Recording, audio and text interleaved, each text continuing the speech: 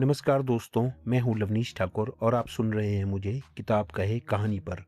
आज की कहानी पैसे की है, लेकिन ये कहानी अमीर बनने की नहीं है। ये कहानी उस खालीपन की है जो बैंक बैलेंस बढ़ने के बाद भी ख़त्म नहीं होता।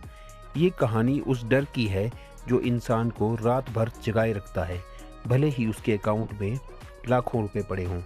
और ये कहानी शायद आपकी भी है, क्योंकि हम सब ने बचपन में एक बात अवश्य सुनी होगी अपने माता-पिता से कि पैसा होगा तो ज़िंदगी आसान हो जाएगी।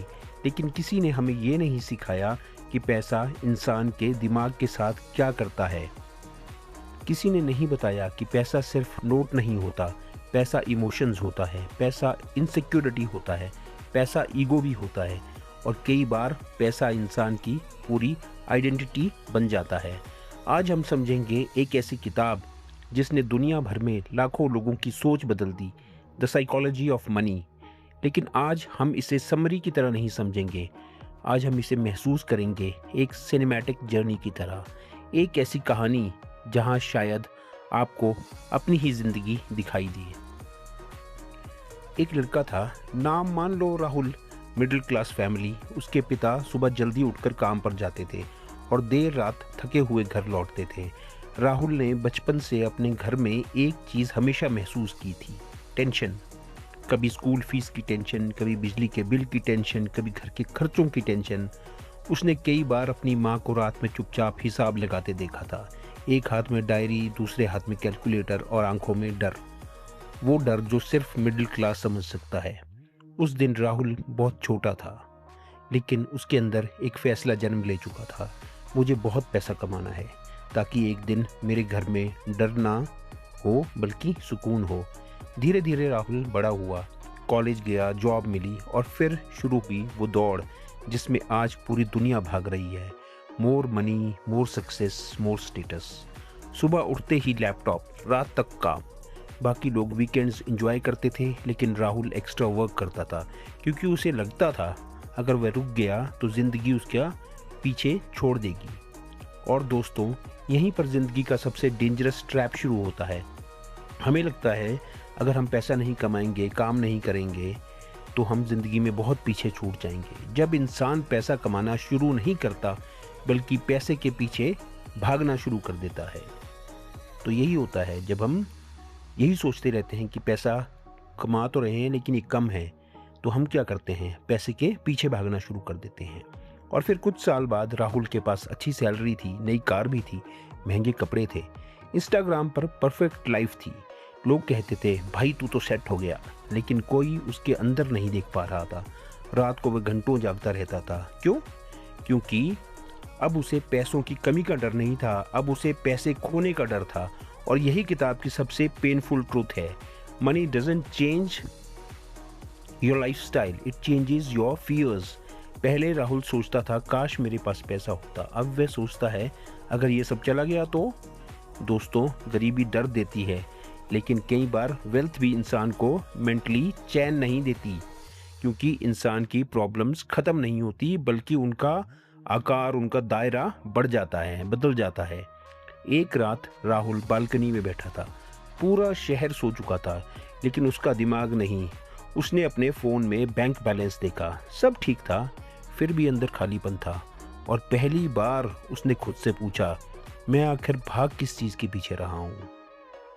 किताब आगे क्या कहती है कि फाइनेंशियल डिसीजंस मैथ से कम और इमोशन से ज़्यादा ड्रिवन होते हैं। और यही चीज़ राहुल धीरे धीरे समझने लगा। उसने नोटिस किया उसका दोस्त बिना सोचे एक्सपेंसिव चीज़ें खरीद लेता था, लेकिन राहुल हर छोटी चीज़ सोचकर खरीदता था। पहले उसे लगता था मैं ओवर थिंक करता हूँ, लेकिन बाद में उसे एहसास हुआ हर इंसान को पैसा देखने का नज़रिया अलग होता है, क्योंकि हर इंसान की कहानी अलग होती है। जिस इंसान ने बचपन में स्कैर्सिटी देखी हो वो हर पैसा बचाएगा, जिसने लग्जरी देखी हो वो रिस्क लेने से नहीं डरेगा। दोनों सही हैं, क्योंकि दोनों अपने एक्सपीरियंसेस से डिसीज़न ले रहे हैं। और दोस्तों, बहुत बार हम लॉजिक से नहीं जी रहे होते, हम अपने पुराने डर से जी रहे होते हैं। राहुल को एहसास हुआ उसे लग्जरी से प्यार नहीं था, उसे सिक्योरिटी चाहिए थी। वो पैसा नहीं जमा कर रहा था, वो अपने बचपन के डर से लड़ रहा था। अब किताब का सबसे पावरफुल लेसन आता है और शायद यही लेसन आपकी ज़िंदगी बदल सकता है। रिच और वेल्दी अलग चीज़ें हैं। रिच वो है जो एक्सपेंसिव वॉच दिखाता है, वेल्दी वो है जिसे दिखाने की ज़रूरत नहीं पड़ती। रिच दिखता है, वेल्थ छुपी होती है।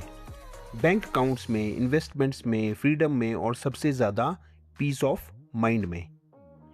राहुल ने नोटिस किया जो लोग सबसे ज़्यादा लग्जरी शो कर रहे थे वो अंदर से सबसे ज़्यादा स्ट्रेस थे, क्योंकि वो दूसरों को इम्प्रेस करने के लिए जी रहे थे।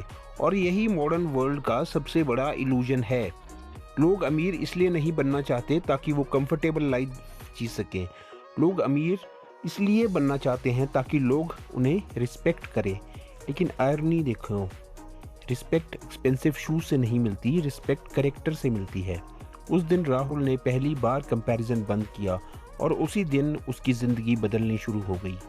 दोस्तों, इस किताब का सबसे ब्यूटीफुल कॉन्सेप्ट है कंपाउंडिंग। और ये सिर्फ पैसे में नहीं होता, लाइफ के हर एरिया में होता है। अगर आप रोज़ थोड़ा सीखते हो तो नॉलेज कंपाउंड होती है। अगर आप रोज़ थोड़ा डिसिप्लिन रहते हो तो कॉन्फिडेंस कंपाउंड होता है। अगर आप रोज़ थोड़ा नेगेटिव सोचते हो तो एंग्जाइटी कंपाउंड होती है। और यही लाइफ का सीक्रेट है। छोटी चीज़ें समय के साथ बहुत बड़ी बन जाती हैं। राहुल ने ओवरनाइट सक्सेस चेज करना बंद कर दिया था। अब वो सिर्फ छोटे कंसिस्टेंट एक्शंस पर फोकस करने लगा। हर महीने थोड़ा इन्वेस्ट करना, थोड़ा बचाना, थोड़ा सीखना। धीरे धीरे उसकी फाइनेंशियल लाइफ बदलने लगी। लेकिन उससे भी ज़्यादा उसका माइंडसेट बदलने लगा, क्योंकि असली वेल्थ बैंक बैलेंस में नहीं होती। असली वेल्थ वो एबिलिटी है जिसमें इंसान पैनिक किए बिना ज़िंदगी जी सके। अब कहानी का सबसे इमोशनल लेसन और शायद सबसे ज़रूरी भी। आज की दुनिया आपको कभी सेटिस्फाइड नहीं होने देती। हर दिन सोशल मीडिया आपको याद दिलाता है कि किसी के पास आपसे ज़्यादा है, बड़ी कार, बड़ा घर, बड़ी लाइफस्टाइल। और इसी रेस में इंसान भूल जाता है कि आखिर उसे चाहिए कितना। किताब कहती है, knowing when you have enough is one of the most important financial skills. लेकिन प्रॉब्लम ये है, लोग पूरी ज़िंदगी मोर के पीछे भागते रहते हैं और उसी चक्कर में अपनी हेल्थ, फैमिली, स्लीप, पीस सब खो देते हैं। राहुल भी उसी रेस में था, जब तक एक दिन उसने खुद से नहीं पूछा, अगर मैं आज मर जाऊं तो क्या मैं सच में जी पाया? और उस सवाल ने उसे अंदर से हिला दिया। उसने पहली बार लाइफ को स्लो किया, पेरेंट्स के साथ टाइम बिताना शुरू किया, फ़ोन कम इस्तेमाल करना शुरू कर दिया और खुद से रिलेशनशिप बनाना शुरू किया। और धीरे धीरे उसके अंदर वो शांति आने लगी जो पैसा कभी नहीं खरीद सकता था। कुछ साल बाद राहुल बिलियनियर तो नहीं बना, लेकिन अब वो रात को चैन से सोता था, क्योंकि अब उसके पास सिर्फ पैसा नहीं था, क्लैरिटी थी, फ्रीडम थी, पीस थी। और सबसे ज़रूरी, अब वो डर से नहीं जी रहा था। दोस्तों, इस दुनिया में बहुत लोग पैसा कमाते हैं, लेकिन बहुत कम लोग पैसे को समझते हैं, क्योंकि मनी स्प्रेडशीट का गेम नहीं, ये बिहेवियर का गेम है, साइकोलॉजी का गेम है, पेशेंस का गेम है। और शायद ज़िंदगी का असली सक्सेस ये नहीं है कि आपके पास कितना पैसा है, बल्कि ये है कि क्या आपका पैसा आपको फ्रीडम दे रहा है या आपकी ज़िंदगी कंट्रोल कर रहा है। अगर आज की ये कहानी आपके दिल तक पहुंची हो तो वीडियो को लाइक ज़रूर करना और चैनल किताब कहे कहानी को सब्सक्राइब करना, क्योंकि यहाँ सिर्फ हम किताबें नहीं समझते, हम जिंदगी समझते हैं। मैं हूँ लवनीश ठाकुर, मिलता हूँ आपसे अगली कहानी में। तब तक याद रखिए, जिस इंसान को इनफ का मतलब समझ आ गया, उसे दुनिया का कोई इंसान गरीब नहीं बना सकता।